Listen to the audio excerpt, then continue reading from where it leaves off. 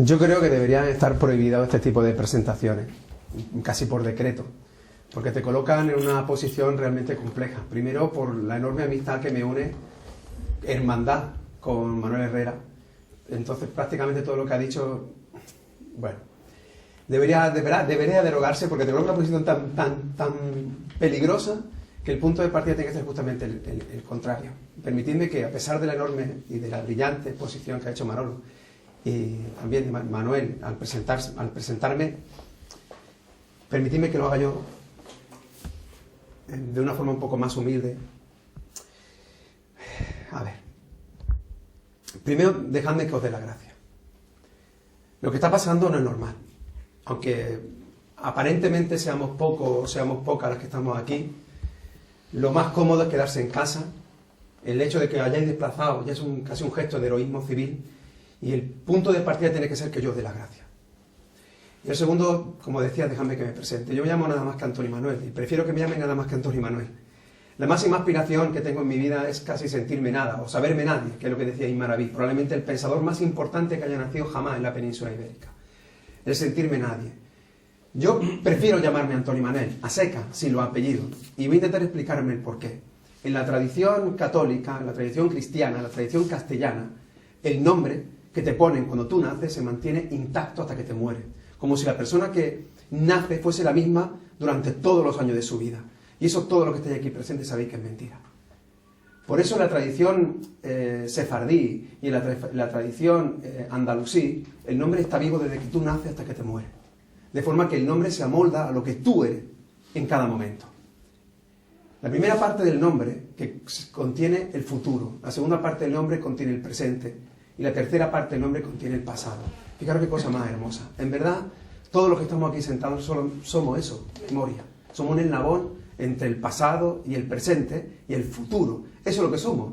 Somos un rasguño en la eternidad, es verdad, pero es como si quedase en la uña un pedazo de lo que siempre hemos sido en otro tiempo. Y eso hace que en nosotros habiten quienes habitaron y en nosotros habiten quienes habitarán. Esa metáfora es nuestro nombre. Yo me llamo Abuliberto, que es el nombre del hijo, de mi primer hijo que tengo o que tendría. Soy el padre de mi hijo. Esa parte se llama cunia. De ahí viene la palabra alcurnia, seguramente le suena, que es justamente lo contrario. La alcurnia es como si fuese lo pasado, cuando en realidad la cunia es tu futuro. Me llamo Abuliberto. Luego me llamo Antoni Manuel, que es el nombre de mis dos abuelos y el nombre que me pusieron mis padres. Antonio, que es mi abuelo el carbonero, y Manuel, que es mi abuelo el latonero. Luego vienen 3 generaciones de memoria. Yo soy Abuliberto, Antoni Manuel, Im Juan, Im Manuel, Im Juan. O sea, el hijo de Juan, que fue hijo de Manuel, que fue hijo de Juan. En la tradición andalusí no se decía el nombre del padre, sino el nombre de la madre. Porque la madre siempre es cierta. La madre es el hijo de tu madre. Entonces yo sería hijo de Rafi, que es hijo de Rosario, que es hijo de Rosario. Y luego viene el lugar donde nací. Abuliberto, Antoni Manuel, Im Juan, Im Manuel, Im Juan y la Almodovarí, porque nací en Almodóvar. Luego el lugar donde vivo. Luego el lugar del viaje que más te ha marcado en tu vida. Luego el lugar de la característica física por la que te conocen. El lugar por la característica psíquica por la que te conocen. Tu profesión. Toda esa cadena es tu nombre. Y tu nombre está permanentemente vivo.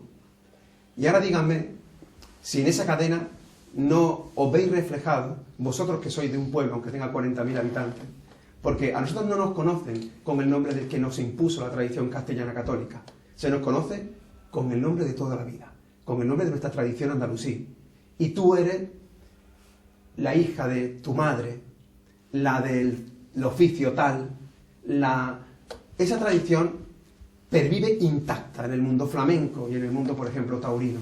José de la Tomasa, el hijo de la Tomasa, Paco de Lucía era el hijo de la Lucía, Manuel Sanlúcar es porque es de Sanlúcar, y estoy convencido que todos y todas las que estáis aquí tenéis un mote. Ese mote, que es por el que te reconocen, y lo digo porque afortunadamente en esta sala está Álvaro, de No me pise que llevo chancla, que en una de sus canciones, probablemente, no sé si lo sabían o no, pero estaban injertando una de las esencias más importantes de la clandestinidad de nuestro pueblo, que es el tú de quién eres.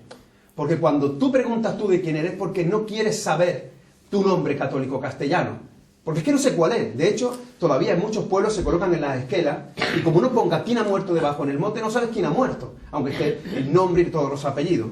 Hace falta que tú digas, ¿y tú de quién eres? Y entonces cuando tú dices, o soy hijo de mi madre, o soy el nieto de mi abuela, o soy el que vivo en la calle tal, o porque... Pues en esa cadena de nombres, yo libremente he decidido llamarme Antonio Manuel. Y ese gesto es de lo que vamos a hablar hoy aquí. El ayer y el hoy de nuestra memoria no es más que un gesto de libertad. Para libremente decir que me llamo Antonio Manuel, omitir mis apellidos porque los dos nombres están las cadenas de mi familia, tanto la familia materna como la familia paterna, el que yo lo haya decidido es porque soy consciente de lo que soy. Nadie puede elegir si no es consciente previamente de las circunstancias sobre las que tiene que elegir. Elegir desde la ignorancia no es elegir. No es una conducta libre, es una conducta esclava, sumisa, ignorante, falsa. La libertad tiene como premisa el conocimiento. Y si vamos a hablar de nuestra memoria, se ha hecho un esfuerzo descomunal porque la desconozcamos. Y si no conocemos nuestra memoria, es imposible que libremente podamos elegir. Imposible. Imposible. Entonces, si queréis, vamos a hacer como comienzo una distinción que a mí me parece clave, la distinción entre memoria e historia. Porque nos han hecho creer que la verdad es la historia, es decir, que la verdad es lo escrito, que la verdad es lo que han escrito otros de nosotros, pero no lo que se mantiene intacto, vivo, dentro de nosotros, aunque no sepamos el porqué. Voy a pasarme un tiempo, todo el que me dejéis, para intentar explicar el por qué somos lo que somos, por qué hacemos lo que hacemos. E intentar demostrar que en cada uno de nosotros habita intacta la memoria, ese rasguño que decía, que huele a sal, que huele a marisma, pero que, imagínate que te han amputado el sentido para oler. Aunque tengas la marisma en el dedo, no sabe a qué huele. Ese es el problema de la amputación de la memoria, de cuando te liquidan la memoria. Pero para eso tenemos que saber qué es la memoria. Yo suelo poner el mismo ejemplo siempre. Imaginen una niña que duerme con el dedo pulgar entre el índice y el corazón. Pongo este ejemplo porque así duerme mi hija y así duerme mi madre. Su madre, quiero decir que mi mujer. Duermen así. Pues bien, imagínense que la niña se queda dormida así y que cuando se va a dormir llega la madre y le separa el dedo. ¿Vale? Vamos a quedarnos ahí. Un día a la niña le detectan leucemia, cáncer en la sangre, necesita un trasplante de médula. Hablan con la madre y dice la madre que ella no es la madre, ella no puede donar la médula. Tienen que buscar a su madre biológica. Y cuando van a buscar a su madre biológica, encuentran que su madre, que está dormida, está durmiendo así. En ese momento, la niña sabe que su verdadera madre es otra. Sabe que la cuida también es su madre. Tiene dos madres. La madre de la historia, que puede ser falsa, que es la madre del libro de familia, la que se puede manipular, y la madre verdadera, que es la madre biológica, la madre de la memoria, que no se puede manipular porque la memoria es más fuerte que las piedras. Pero solo en ese momento, cuando la niña sabe cuál es la memoria y cuál es la historia, es libre para elegir. Si no hubiera visto a su verdadera madre durmiendo así, jamás sabría por qué duerme así, y jamás entendería por qué su madre le separaba los dedos. Eso es exactamente lo que nos ocurre a nosotros como pueblo. Que hacemos muchas cosas y somos muchas cosas, pero ignoramos el porqué. Y eso porque nos han asignado una historia que no es real. Y esa historia es como la anulación de la época más luminosa. Y eso que estoy diciendo es realmente muy importante, porque hay muchas estrellas que brillan en el cielo. Cuando salgáis, vais a ver que hay muchas estrellas que brillan en el cielo y probablemente alguna de esas hayan muerto. Y sin embargo su luz sigue emitiendo y las sigues viendo a pesar de que hace mucho tiempo que murieron. Eso no ocurre a nosotros como pueblo. Nosotros no podemos evitar brillar. Es que es imposible, porque estamos hechos esencialmente de luz. Es que somos luz. Pero es cierto que desde hace muchísimo tiempo nos han hecho creer que hay una parte de nuestra memoria que no existe, que la han anulado, que nos han extranjerizado, que han dicho que toda esa historia no es nuestra, que han convertido a Andalucía en un solar, como si jamás hubiera sido habitado, que han venido otros pueblos, fenicios, cartagineses, romanos, visigodos, bizantinos, árabes, Y la pregunta es, ¿y aquí no había nadie? Aquí nadie existía. Esa parte amputada de nuestra memoria sigue existiendo hoy, precisamente hoy, el 4 de diciembre. Precisamente hoy, el 4 de diciembre, dentro de 2 días, la mayoría de los pueblos de Andalucía van a celebrar el Día de la Constitución. Mi hijo, como otras tantas veces, saldrá del colegio con la bandera de España colocada en la cara. Y ese no es el día. Ese será el 6 de diciembre, y a mí no me importa si alguien quiere celebrar el Día de la Constitución, y lo respeto, pero que usurpen el día más luminoso de nuestra historia, precisamente el 4 de diciembre, como si no hubiera existido, no es más que enterrar nuestra memoria. Y estamos cansados de enterrar la memoria. Este pueblo se ha acostumbrado a que le entierren la memoria. Y lo que prácticamente es peor, que lo consienta. No hace mucho tiempo, en la década de los 90, se construyó a prisa y corriendo, porque el progreso así lo pedía, la carretera que bordea Motril hacia la costa. Creo que era la A92. Cuando estuvieron escarbando en el suelo, se encontraron con huesos que en los pueblos, en el pueblo de Mondújar, muy cerca de Motril, decían que eran los huesos de reyes moros. Yo no sé si ustedes saben que cuando Boabdil capituló, él dudaba de la veracidad de los pactos, de las capitulaciones, y desconfiando sacó los huesos de sus antepasados de la rauda real de la Alhambra de Granada y se la llevó donde estaba enterrado su padre, Muley Hacem, que estaba en Mondújar. Allí también estaba enterrado su mujer, Moraima, y allí enterró a los reyes, a los 20 reyes de la dinastía nazarí de Granada. Pues bien, ¿qué hicimos nosotros? Pues nos encontramos los huesos y los volvimos a tapar para que se pinche la rueda cuando vamos para Motril. Esa metáfora de cómo hemos enterrado nuestro pasado, cómo lo desconocemos, cómo está bajo el cemento, bajo el asfalto de las carreteras, porque es mucho más importante la modernidad que saber verdaderamente lo que somos. Esa es la causa de por qué mi hijo, el 4 de diciembre, va a salir con la bandera de España en la cara. Antes de ayer, mi hijo estaba en la cama y me enseñó el libro de texto que está estudiando. Ponía en un capítulo la Edad Media. Estoy hablando de 2014. Estoy hablando de Andalucía. 2014. Andalucía. Un niño de 10 años. La Edad Media. Comienza con la caída del Imperio Romano y termina con el descubrimiento de América.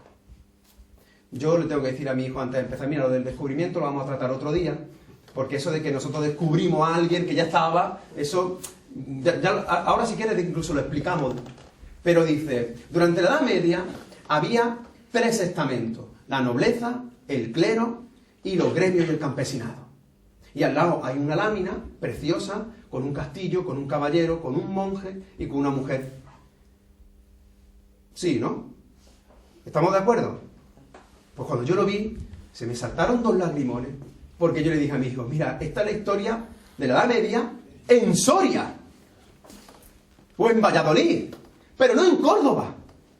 Es que en Córdoba, además de la nobleza, había emires, había califas, y además del clero, había rabinos, y había ulemas, y había imanes, y además de gremio, había poetas, filósofos, músicos, científicos, y sin embargo, la historia que está estudiando mi hijo, no la memoria, ¿lo están entendiendo? La historia, el libro de familia, es la de la Edad Media, de otro sitio que no es el tuyo. Pasa la página, la siguiente, la Edad Moderna. La Edad Moderna comienza, estoy hablando de un libro de texto de 2014 editado en Andalucía para niños de 10 años, ¿eh? La Edad Moderna comienza con el descubrimiento de América y termina con la Revolución Francesa.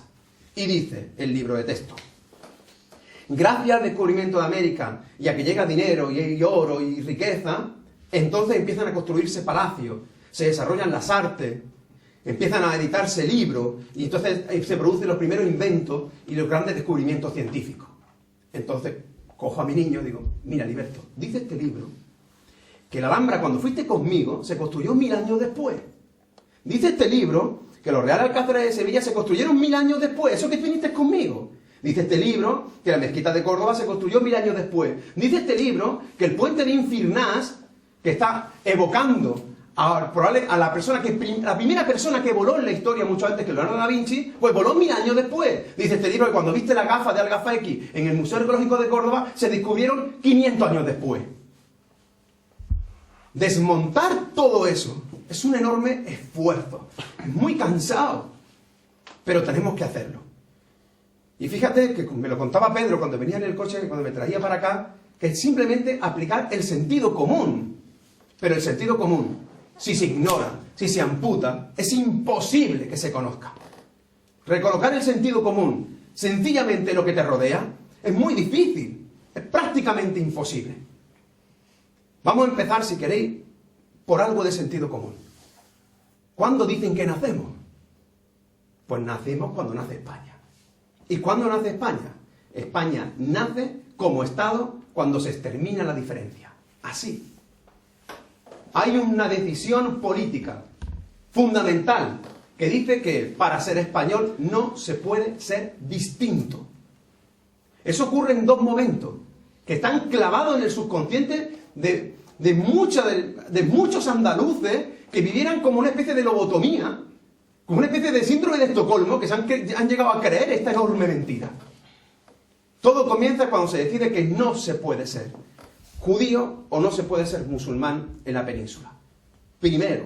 Y segundo, fijaros, con la llegada de los Borbones, cuando los Borbones dicen que además solamente se puede aplicar el derecho de Castilla y la lengua de Castilla. Todavía hoy, muchos andaluces están viendo la tele y cuando escuchan un catalán hablar, dicen que hable en español. En realidad lo que está diciendo, lo que está reproduciendo sin querer, es que para ser español no se puede ser diferente.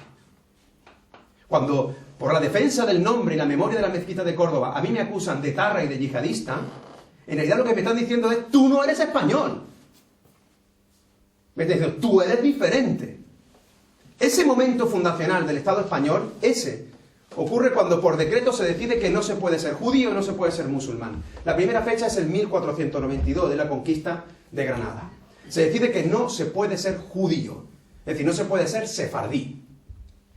Sefará, es una palabra hermosísima, muy poética. Es el nombre que daban los judíos peninsulares, judíos de aquí, judíos nacidos aquí. Porque la religión no tiene código genético y la religión no tiene código sanguíneo. Se puede hacer perfectamente negro, chino, malasio, musulmán. O negro, chino, malasio y cristiano.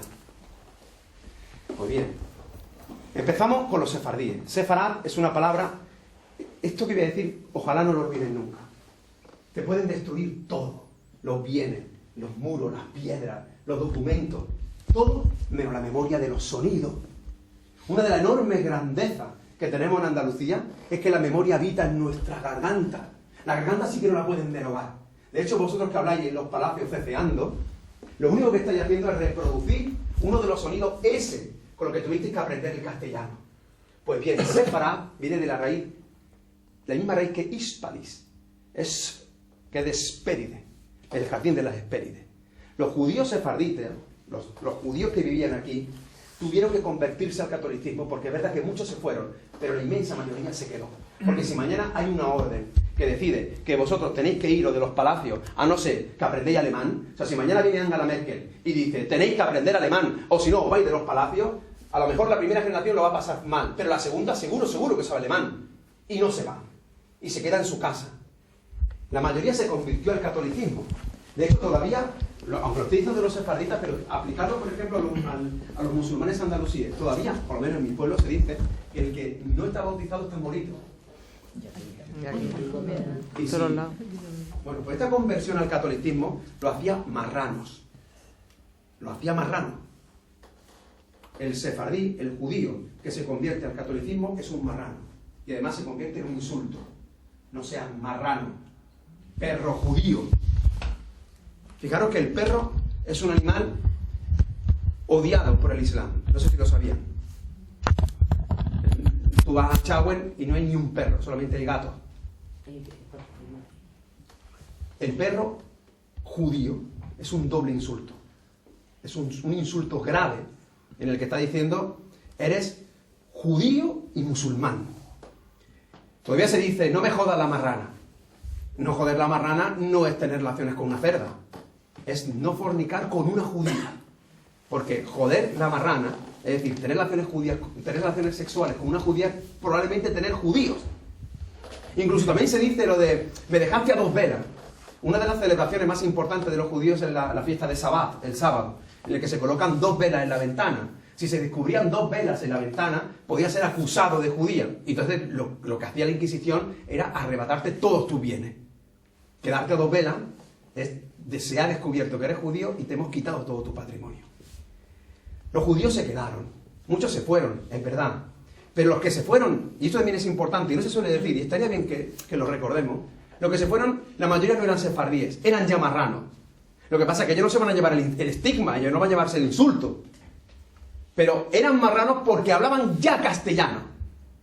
Los judíos, igual que los musulmanes en Al-Ándalus, igual que los cristianos en Al-Ándalus, hablaban la lengua vehicular de Al-Ándalus, que era la algarabía, que es un árabe de Occidente. Algarb significa Occidente. El algarve portugués es el del Occidente. La Axarquía es el Oriente. Algarabía es el árabe del Algarve, es el árabe de Occidente. Si tú vas a Estados Unidos, la gente habla en inglés. Es verdad que puede haber una colonia muy importante de hispanos, ¿vale? Pero la gente habla en inglés. Pues los judíos, los musulmanes y los cristianos de Al-Ándalus hablaban en algarabía, hablaban en árabe. Pero muchos de estos judíos sefarditas que yo he conocido, yo he tenido la inmensa fortuna de conocer sefarditas, por ejemplo, en Tesalónica o en Estambul. Y, por ejemplo, Karen, una amiga mía de Estambul, su padre no sabía turco. O sea, ni siquiera necesitó aprender turco. Hablaba todavía en castellano. En castellano. Luego no era sefardí. En realidad era una marrana. Lo mismo que los judíos pasa con los musulmanes andalusíes, que eran la inmensa mayoría. A mí me produce una enorme pena, pero de verdad, que me quiero morir cada vez que cuando tener que explicar esto es realmente un dolor. Que 8 siglos culturales y 10 siglos de influencia después de la expulsión, que ya luego explicaré que de verdad no ocurrió, se estudien en los colegios como si fuese una caja de zapatos. Es decir, que todavía estudiemos el siglo XX en la península, donde tuvimos 2 dictaduras, una república, una democracia, 2 monarquías, y que lo estudiemos con total detalle. Que hablen de que no hubo convivencia durante 8 siglos, y solamente en el siglo que yo acabo de nombrar hubo una guerra civil y 2 guerras con Marruecos. Y que tengamos que permanentemente demostrar lo que es evidente. Es decir, si existían diferentes, es porque existían diferentes. Se acabó. Así es sencillo. Pero 8 siglos políticos, 10 siglos culturales, meterlos en un cajón y que todavía tengamos que explicar que andalusí, musulmán, morisco, mudéjar, musulmán y moro no es lo mismo. Que todavía siguen pensando, todo eso sabe lo que dice la gente que es. Uno que no es de aquí. Y no, señor. Eran de aquí. Éramos de aquí. Somos nosotros. Somos. De verdad que somos. Y de hecho voy a demostrar que lo somos. Y voy a poner ejemplos para que efectivamente os deis cuenta de que seguimos siendo los que fuimos. Que no hemos ido jamás de aquí. Pero no porque éramos los musulmanes. Es que los musulmanes ya éramos los bizantinos. Y los bizantinos éramos los béticos. Y los béticos éramos los tartesios. Y la prueba, probablemente la prueba más contundente, la más inderogable,